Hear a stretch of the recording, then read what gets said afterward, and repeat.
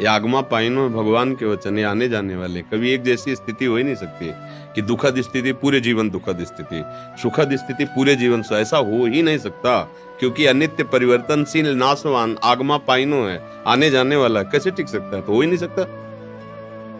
कैसे हो सकता है? किसी एक का नाम बताओ, पूरा जन्म से लेकर मृत्यु तक उसने दुख ही भोगा, सुख मिला ही नहीं। क्योंकि बना ही शरीर दो कर्मों से है, शुभ और अशुभ कर्मों से मिश्रित बना है। तो शुभ का फल सुख आएगा, सांसारिक सुख, और अशुभ का फल दुख आएगा। शुभ और अशुभ दोनों से परे हो जाना, ये भजन मार्ग है, ये अध्यात्म मार्ग है, जो दोनों को मिटाकर एक रस परमानंदमय स्थिति रखता है। सुख दुख का कोई प्रभाव न पड़े, उसे अध्यात्म मार्ग कहते हैं। आप बताओ किसको बराबर दुख मिल रहा है? जो भगवान से विमुख है उसकी सोच में दुख रहता है। बाहर से सुख और दुख का क्रम बदलता रहता। जैसे कह दो अगर दिन ही दिन रहे तो फिर, अगर रात ही रात, हो ही नहीं सकता, हो ही नहीं सकता। प्रकृति का नियम है, ये पद्धति है, परिवर्तन एक जैसे नहीं रह सकते। तुम रहे क्या एक जैसे? कभी बच्चे थे, फिर नौ किशोर हुए, फिर जवान हुए, बूढ़े हो गए, मर जाओगे। हम सबकी एक गति हो रही।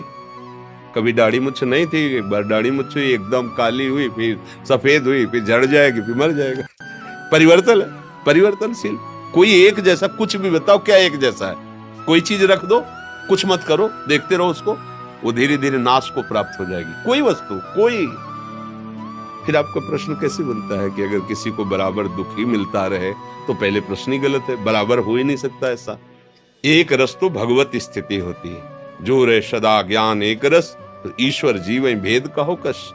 जो तो भगवान का स्वरूप हो गया, जो एक रस है, वो परमानंद आनंद में, बाहर से दुख सुख आते जाते रहते हैं, वो परमानंद में रहता है। अरे आप तो गृहस्थ हैं, महात्माओं के शरीर में प्रगट में एक जैसा नहीं स्थिति रहती।